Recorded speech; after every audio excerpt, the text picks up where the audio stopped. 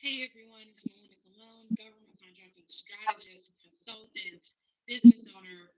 And have you ever Googled where do I find government contracts or how they even are profitable in the first place? Today, live, I'm answering the top 7 most searched questions, real data, real strategy.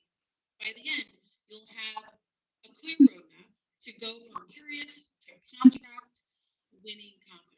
So let's go ahead and dive in. So I want to share with you that this is backed by what I do in my business. I've helped my clients achieve over $4.4 billion in contracts and help them increase their win rate. You see, the industry win rate of winning a government contract for a small business is 22%.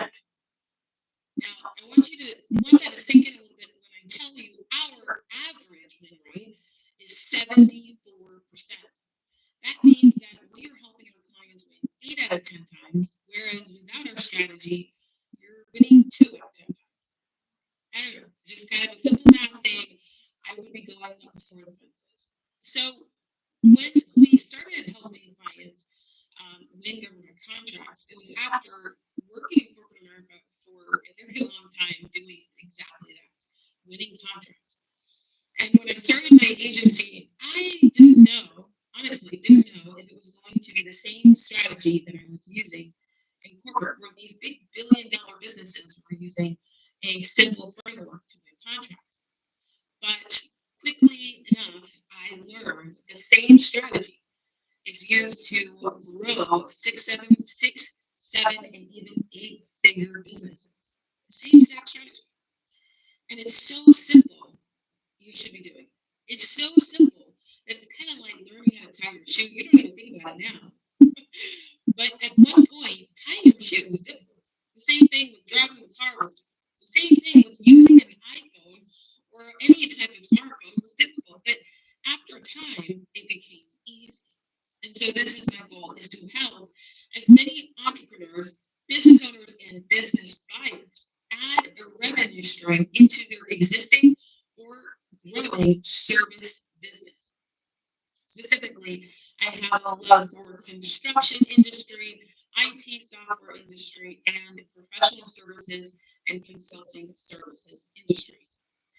And one of our clients that we've helped, many of our clients, but one of our clients we've helped, I want to share with you that she came and she was a small 6-figure business. She just was shy of hitting 6 figures in her business. And she knew that if she worked harder, it wouldn't get her to where she wanted to go. She knew that she had to do something different.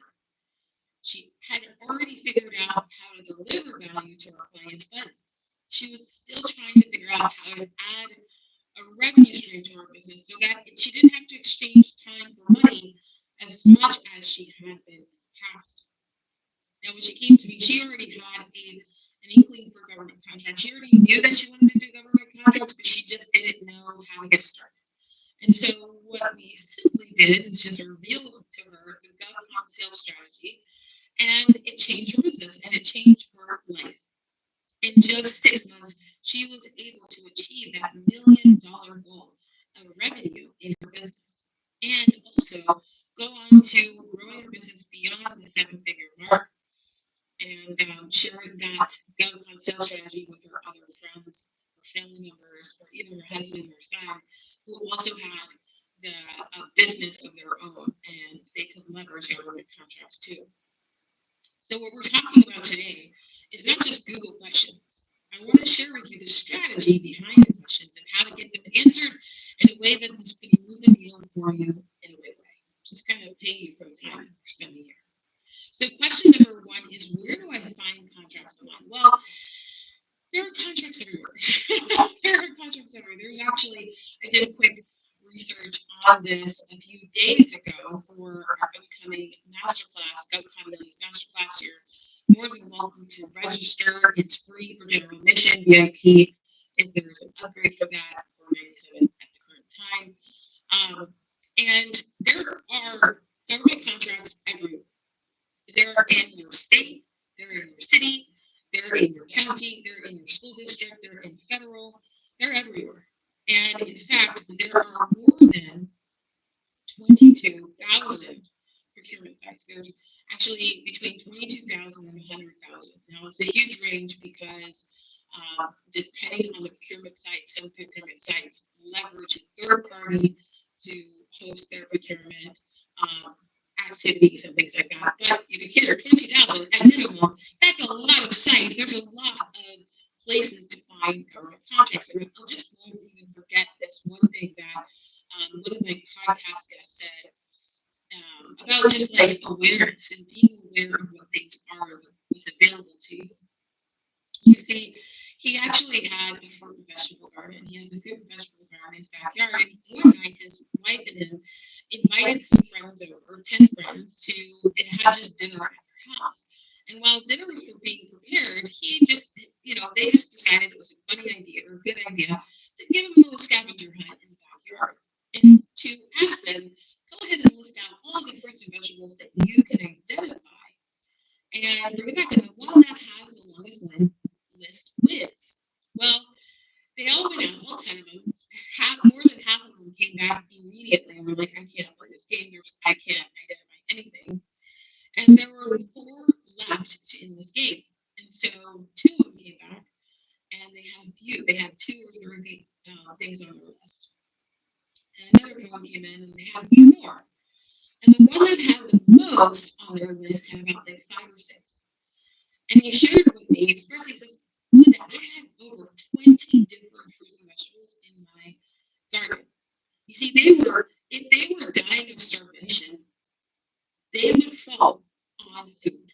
They would just they're surrounded by food, but they don't even know what it is. And so there's opportunities for government contracts everywhere. There are opportunities everywhere. You just don't know how to look. You're staring at them all the time. If you are driving from your house to anywhere, okay, if you've ever gone on an airplane, if you've ever gone on a train, if you've ever went to a public school, or if you've ever driven down the street, you have seen marks of government contracts. I mean, it's so many government contracts. And if you've ever watched television, you've seen a government contract. The opportunities are endless in terms of what they win, what's available for you to win and add to your business. So, a couple of examples of places that you can find opportunities is SAM.gov. That's for federal contracts. It does not include state or local contracts, just federal. Subnet, these are contract or subcontract opportunities for that prime contractors actually list there for subcontractors. It's a really cool tool, an easy way to register. You just register straight through DSBS after you have your SAM registration, and you can get listed there as a sub and also respond to those opportunities, and the contact information is right there on the site. GSA MAS, so that is also GSA MAS, also known as a GSA schedule. So this is a new term or new name for the schedules, is the MAS, and there are opportunities there as well. Those are contracts that build a catalog, kind of like a catalog of services and products that have already been qualified, that have already been through an approval process, and that are really available. Like literally, it's kind of like having a QVC list. Like you just kind of pick up the phone and you call and you order the thing without going through the rigmarole of submitting another proposal because you've already won.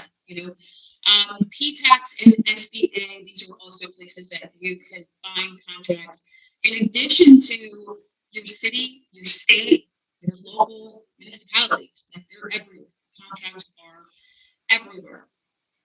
Question number 2 is, are government contracts profitable? Well, yes. They are profitable depending on your industry, your business. The range of your markups could range anywhere between 2 to 8%. Typically, it's 8 to 10%. I see that I suggest or recommend to my clients. A lot of times, vendors or contractors like your business. You actually will devalue yourself once you see it. You're like, oh my gosh, I have to put less so that I can win. But that strategy never works. Like it never works in your favor. Even if you're awarded the contract and you underprice yourself or you like skim your margins, basically you're just shooting yourself in the foot because you have to deliver excellence, and it's hard to deliver excellence when you're not charging properly. So just keep that in mind. Just keep your current prices what they are, and just educate the buyer, right? So it's just part of strategy and really implementation of in teaching and educating your clients and your buyers. But different ways that you can find out this information online. So a lot of people don't realize this, but every contract that's ever been awarded is public record. Ever. Like I'm talking about decades, it's over a century of information in government contracts that have been awarded. So you can actually see the trend in your services, like how much other awarded vendors are charging the government for their services. So if you're in landscaping or painting or construction, roofing, if you are marketing, website design, like you could actually see before you even submit how much the government charges for what you do. Or excuse me, how much the government will pay you for what you do, what the vendors that actually are getting awarded are charging. So there's taking a lot of guesswork out of it. Instead of thinking like I have to be the cheapest, no, just be the best. Be the best, be the most strategic, because that's what they're looking for most importantly. And when it comes to profit, yeah, it ranges depending on what you do, but also keep in mind that at the end of the day, what your client cares about most is that you can deliver on excellence. And if it's a repeatable contract, like it comes out more than once, then the second thing that you need to ask yourself is can I do this for a long term? Because if you win once, you want to win again. And if they like you, they'll want to hire you again. So how can you make this as easy as possible? You definitely need to be as transparent as possible with your pricing. All right, so question number 4 is how do I become eligible? So my GovCon Sales Strategy will teach you how to be eligible, but simple things like registering for SAM.gov will definitely prepare you for registration, even at the state and local level. It's not a requirement to get registered for SAM. Many states and many procurement sites don't require your SAM registration. However, it is a good tactic, a step to have no matter what you're doing because it prepares your business so that you can avoid any compliance issues like your EIN not matching up with your business name or not having a business account, your business bank account. These are all small things, but they do add up and they can impact your compliance of actually getting awarded. Even if you're awarded the contract, there still is this term where they need to get you to sign the contract, and there you can fall through and it can be awarded to somebody else. All right, so question number 4 is simplified acquisition procedures. What are they? So simplified acquisition procedures. There are more micro purchases and simplified acquisitions thresholds, and they're between like 10,000 and the SAH is between 250. So it starts at that range. There are minimums, and specifically what I want you to know about that is that because the government is not required to issue everything public record, or excuse me, they are required to do it public record, there are different ways that they do it. So it's kind of like mini minutes. Mini minutes are public record, but nobody looks at it. Calendars of events are public record, but nobody looks at it. But when it comes to micro purchases, those $10,000 contracts, those are great starting points, especially when you're trying to decide, is this the right route? Like I'm just getting started as a prime. You build a relationship, you build your past performance in that, and those start to add up pretty quickly. You would be surprised because there isn't a limitation to how many contracts you can win. I mean, your business can get awarded.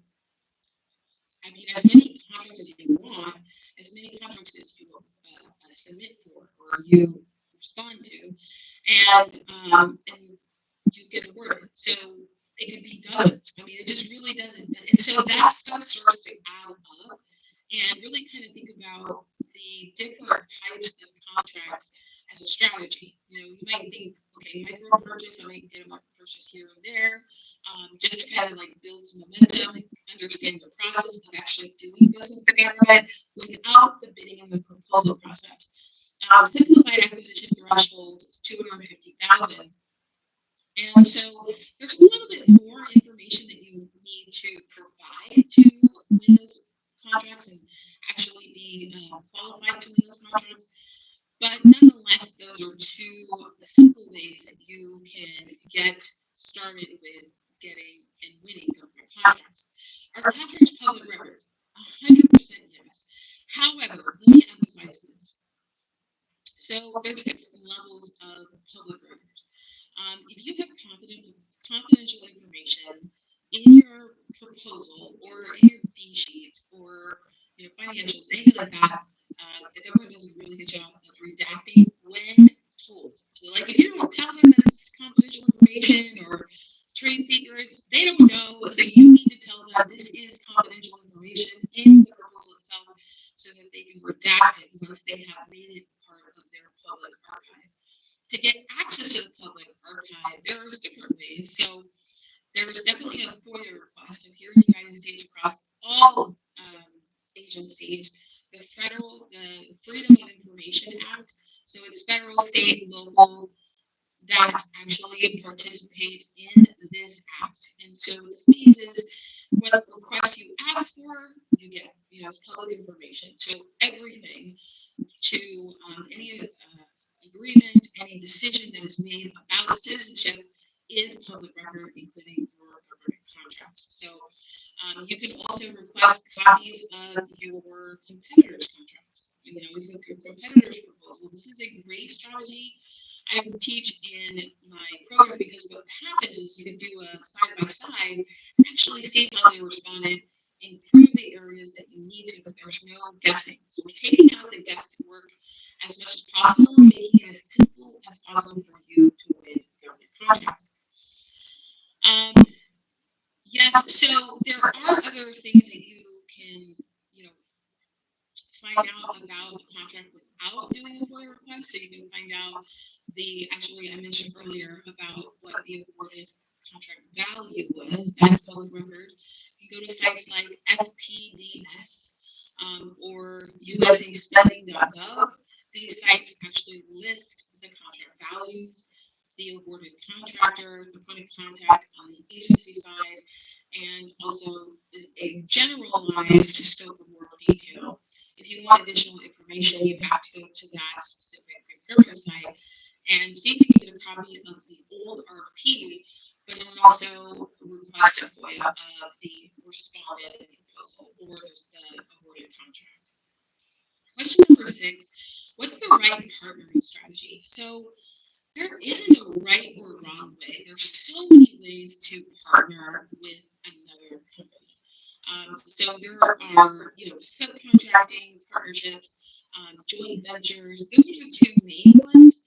I would always recommend to just consider joint venture or JV as a legal entity. It's a separate legal entity for that opportunity. So definitely needs and it requires more strategy that's involved in making a decision to do something like that. It's not like, oh, well, I'm just deciding to do a JV and nothing is great. No, it is creating a legal entity, creating a new EIN, establishing, actually going to the lawyers and doing that paperwork, because again, that JV needs to be registered as a SAM identity. So it's going to be a separate business of the two businesses that are coming together, or 3 businesses, however you decide on a joint venture. Now, when it comes to proposing from that joint venture, the information in the proposal can be a combination of both. So you can literally say that this joint venture was established for this opportunity or for this client, and these 2 companies are coming together to create a new entity. So your past performance you can leverage, your team you can leverage. So it's not like you need to create the entire entity from full scratch, but you do need to legally acquire it and make sure that it is documented as such, because it will be requested as part of your proposal. On the other side of teaming and subcontracting, those are the 2 main ways to team that I recommend. Subcontracting is that you are basically the subcontractor or the sub vendor to the prime. A prime is 100% responsible for the entire contract, everything. So insurance, if you're in construction and your state or state requires it, then you need um, specifically, hard part about doing lives. You need bonding for construction, so you might need bonding requirement. You might need to meet the bonding requirement to respond. I know a lot of municipalities are trying to go away with that and just have it as part of the awarding process. But I do know that several are still have that as part of their requirement to submit a bid. So you want to keep that in mind if you're in construction. But it's not for all construction projects, just for specific ones, and you probably already know what those are. If you are acting in commercial, private sector contracts, you'll need bonding for that too. So subcontracting is just basically delivering your scope of work or your services, and not the entire project, not the entire thing. And there's pros and cons for that. So the pros are that you're just responsible for your work. You're not responsible for the entire project. If you're just getting started in government contracting, subcontracting can definitely be a benefit for you to win. But if you're a prime, you definitely have more control over the schedule, the budget, different types of measurements. As a sub, you're just getting paid for the work that you do. You do have minimal interaction with the client, but in some cases, you can list that past performance on your proposal for future projects and use the client as a reference. The client and the owner. So the client would typically be the prime, and then the owner would be the agency that has hired the prime. So those are the two ways that you can partner right with strategy. We go into more detail with that in my GovCon Millions Masterclass. So if you're interested, go ahead and register. Go to govconmillions.com and secure your spot. All right, number 7. Question number 7 is, how long does SBA or HUD zone certification take? So SBA 8A, the 8A certification, and the HUD zone certification are very specific. They have very, very specific requirements. I will not list them on this video because they change. Every couple of years, it seems like they change, but no, they do update this regularly to keep up to date with the requirements and the needs of the market and the industry. So I would definitely look at the SBA website for more information in terms of the requirements. However, I can tell you that the certification process itself can take anywhere between 3 to 6 months, if not longer. So it does take quite a bit of time to get those certifications because there is such a big return on the other side. SBA and HUD zone, they're just really there to create these certifications to help you win contracts in a more aggressive way, in a more aggressive manner. And so that's why there is a long period of time for you to get registered, to get going ahead on that. Does it stop you from winning contracts? No, but it will actually help you accelerate quite quickly in growing your business. The length of time that SBA 8A, or specifically the SBA 8A, is for up to 9 years. That's the window of time. Once you are certified as an 8A, you have 9 years within that certification. So it's quite a lengthy amount of time, but the goal is to make sure that everybody has an opportunity to grow their business equally. Okay, so I'll just put it like that. It's kind of like a blanket statement because these requirements change quite often, in my opinion. So HUD zone rules. So it's 51% U.S. owned, 35 workforce, and then located qualified zone in a state within the United States. So there is a current requirement that 51% U.S. owned, 35% workforce is a requirement right now. The HUD zone rules do get updated as well. You still go to sba.gov to learn more about that. Just a quick note about websites. This is really, really important because I do get, every so often I get questions about websites. And People ask me, well, do I have to pay for certification? Absolutely not. You don't have to pay for a certification. There is no certification that I know of that you need to pay for. That is a part of the government side. Now, if you're going through a third party to get registered like WeBank or NMSDC, if you go through those sites, then yes, you have to pay for them because they're third parties. However, those are the only two that I believe that are qualified to do a proper certification for your business and that are seen as proper certifiers within the government's eyes. So you can look this information up at acquisition.gov, but at the end of the day, you want to make sure that you're at a US-based site. So if it's .com in the name you're getting an email from is junk. It has to be a .gov website. And when you click on the link and you go to the site, make sure that at the top left corner of the site, there's an American flag and it says that this is a official U.S. site. This is so important. A lot of bamboozling is happening, and we want to make sure that we're helping people as much as possible avoid stuff that they don't need to do and they don't need to pay attention to. So, hope that was helpful. Those 7 questions about government contracts, the most Googled questions. Now, what I want to share with you is that I have an upcoming masterclass, GovCon Millions, and this is stuff that you can't Google. Like, you come to masterclass, I'm going to be showing you, guiding you through the process of how to win government contracts, how to get your business ready to win government contracts through using GovCon Sales Strategy. Now, if you're interested in registering, just click govconmillions.com in the description box so that you can register now and secure your free spot. Now, if you upgrade to VIP, it's $97. You get an actual custom GovCon report that tells you who is buying what you're selling and how much are they spending, setting aside for your business to win. There's also a qualification checklist so that it can make it easy and simple for you to start taking action and just kind of like knocking things off the list so that you can start winning contracts even faster. And a qualifications checklist. So something that you can look at for a 90-day sprint to take action. You also get the replays. You get lifetime access to the replay of the masterclass and the VIP session. It's a great value for $97. I highly recommend to do it now because I know that this price will go up. It's such a good demand and response from our community, and I would love to invite you to come to our masterclass on Wednesday, June 25th, which at the time we're recording, it is tomorrow, and let you see and experience, really get your questions answered about things that cannot be Googled, things that you can't Google on your own, but it's just based off expertise and experience of helping other 6, 7, and 8-figure businesses win in government contracts.